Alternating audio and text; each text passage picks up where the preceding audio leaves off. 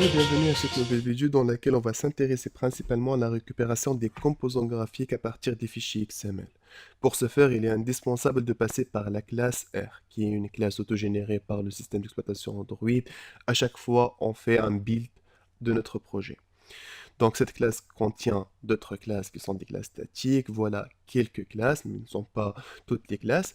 On trouve les classes, par exemple, la classe Drawable, c'est une classe finale statique qui contient tous les ID de notre image et tout ce qui concerne le dessin de notre application. Par la suite, la classe ID qui contient tous les ID des composants graphiques, on va les créer au niveau des layouts tels que les text view, les edit text, les boutons et tout. Donc tous les ID se trouvent au niveau de cette classe. Donc la classe layout qui a l'ID de tous les layouts, la classe menu qui a l'ID de tous les menus, d'autres classes telles que la classe anime pour les animations, la classe color pour les couleurs, demand pour les dimensions et ainsi de suite. Donc il faut passer impérativement par la classe R, mais sans toucher la classe R en mode d'écriture. Donc pour ce faire, je vous ai créé un petit projet qui est vierge, qui contient une seule activité. Et là, on va essayer de récupérer quelques composants graphiques qu'on va les créer au niveau de cette activité. Et la récupération, on va essayer d'utiliser trois manières différentes pour vous montrer que l'utilisation, ou plutôt la récupération euh, d'un composant graphique pourra être effectuée avec plusieurs méthodes différentes. Donc avant même de commencer, là, vous remarquez ici qu'on est en train d'utiliser la classe R. R.layout.activityMain, c'est-à-dire que R c'est la classe, layout c'est une classe statique interne au niveau de la classe R, r.layout.activityMain qui est l'ID de notre activité main qu'on a créée au niveau de notre arborescence, hein. Layout, donc activité main, c'est l'ID.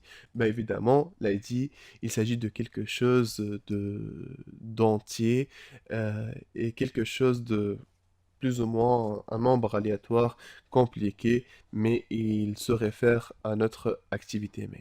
Donc, quant à nous, on va créer quelques éléments graphiques. Donc là, je vais créer tout d'abord un bouton, hein, et on va essayer ensemble de le récupérer par la suite. Donc, bouton, euh, par exemple, btn, voilà, c'est wrap content, wrap content. Je peux mentionner qu'il sera gravity, layout gravity center centré en horizontal. Par la suite, ben là, c'est orientation verticale de notre linéaire layout. Et là, ben évidemment, pour que je puisse l'utiliser au niveau du code, je dois impérativement lui associer un ID. ID btn1 par exemple. Donc un nouveau ID btn1. Et l'objectif, c'est de attribuer un texte à ce bouton à partir du code. Donc pour ce faire, je dois tout d'abord le récupérer, je dois le déclarer comme étant un attribut, btn1. Pourquoi comme étant un attribut? Pour que je puisse l'utiliser dans toutes les méthodes de la classe main_activity. Mais sinon, je peux le déclarer au niveau de la méthode en create, mais avec cette manière, donc la restriction au niveau de la visibilité, ça sera seulement au niveau de la méthode create. Donc les best practices, c'est de déclarer les différents éléments graphiques comme étant des attributs au niveau de l'activité pour qu'on puisse les utiliser dans toutes les méthodes de l'activité. Donc là, qu'est-ce que je vais faire? Je vais l'appeler btn1 égale, ben évidemment en create, donc je vais faire l'association, l'affectation et tout. Et là, je vais utiliser une méthode très utilisée, findViewById. Donc je vais chercher par ID r. Donc vous pouvez constater ici les différentes classes statiques, layout, integer, ID, drawable, demands, color, euh, plusieurs. Ben, ce n'est pas une infinité, il y en a quelques-unes, dizaines, voire dizaines. Dans notre cas, il s'agit d'un ID, hein. Point. Donc, et là, il y a bien sûr une suggestion à partir de l'IDE Android, donc il y a btn. Cette méthode, elle ne renvoie pas des boutons ni un type prédéfini, donc elle retourne une vue. Donc pour que je puisse passer, je dois passer par un cast explicite, hein. Voilà. Donc c'est la première méthode avec laquelle on peut récupérer des composants graphiques. Il nous reste de manipuler ce bouton si on veut. btn1.setText par exemple, et là, bouton 1 par exemple. Donc n'importe quel texte. Donc voilà, je vais exécuter pour voir est-ce que ça fonctionne ou non.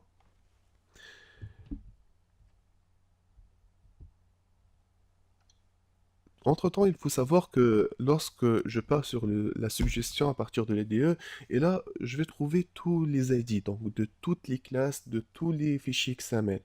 Et je peux attribuer n'importe quel ID, hein. Il n'y a pas une erreur de compilation, mais il y aura une erreur d'exécution si cet ID il n'est pas inclus, ou ce composant il n'est pas inclus au niveau de du layout activity main, hein. Donc, impérativement, je dois travailler au niveau de cette ressource, hein, activité main. Donc, je vais voir le résultat de l'exécution. On a un bouton 1. Donc, le nom, il a été changé à partir du code Java après avoir récupéré le bouton. Donc, c'est la première méthode avec laquelle on peut récupérer les éléments graphiques. La deuxième méthode consiste à ajouter tout d'abord une nouvelle dépendance à notre projet. Donc au niveau du fichier app.grad, donc au niveau des différentes dépendances, je vais ajouter une dépendance. La dépendance que je vais l'ajouter, c'est la dépendance Butterknife. Elle est hyper utilisée, donc je vais ajouter à la version 7.0.1 le nom complet du package de cette librairie, c'est com.jackhorton 2.butterknife. Donc, après avoir touché et manipulé le fichier grade, donc je vais synchroniser. Une fois j'ai terminé la synchronisation, je suis capable d'utiliser cette dépendance. Donc, pour ce faire, au niveau de notre activité, après avoir affecté le layout adéquat à l'activité, la première ligne consiste à, disons, activer la dépendance. Donc, pour ce faire, je vais utiliser butterknife.bind this. Donc, cette ligne, elle est indispensable pour que cette dépendance sera fonctionnelle. Sinon, je vais créer par la suite un autre composant graphique. Donc, par exemple, cette fois-ci, un text view. Et là, TV. Voilà. Donc, pour la récupération, maintenant, je ne vais pas passer par find view by ID, mais plutôt par une annotation. Donc, tout d'abord, je vais le déclarer comme étant un attribut de l'activité. Et par la suite, je vais utiliser une annotation intitulée @bind, bien sûr, du package Butterknife. Donc r.id.tva. Voilà, c'est aussi simple que ça. On a terminé, on a récupéré le text view et maintenant je peux directement le manipuler. Par exemple, dv1.setText, euh, n'importe quel texte, par exemple text view récupéré par Butterknife. Donc je vais exécuter pour voir le résultat. Donc voilà, text view récupéré par Butterknife, donc tout va bien. Donc, il ne reste que de vous montrer la troisième méthode. La troisième méthode, elle se base sur la dépendance Butterknife, mais avec une manière et un moyen plus simple. En fait, on va avoir recours à des plugins Android Studio.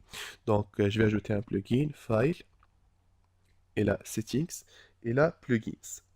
Donc là, je dois chercher le plugin. Ben, quant à moi, donc je l'ai déjà installé dans mon IDE, mais pour vous, donc vous pouvez chercher le plugin suivant, Android Butterknife Zelensky.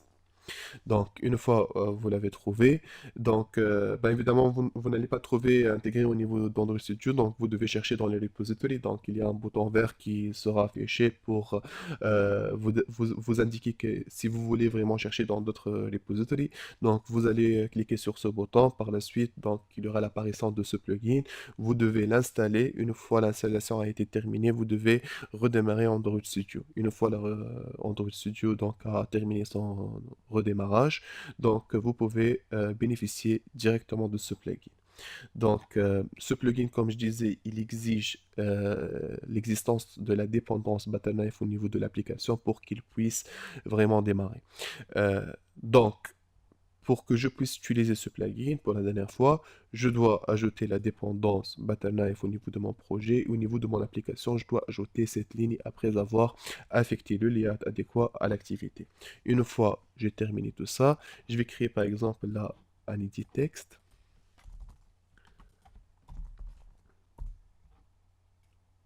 ET1 et je vais essayer de récupérer ce composant graphique cette fois-ci avec une autre manière. Donc tout simplement, vous n'allez rien écrire, c'est trop simple, vous allez faire un simple clic droit sur le layout de l'activité et par la suite vous allez faire Generate. Si vous avez bien intégré le plugin et si vous avez ajouté la dépendance, vous aurez cette ligne. C'est pour générer les injections Butterknife. Donc vous allez cliquer sur cette ligne avant la dernière. Et là, il y aura l'apparition de cette interface. Et là, il a détecté qu'il y a trois composants graphiques au niveau de ce layout.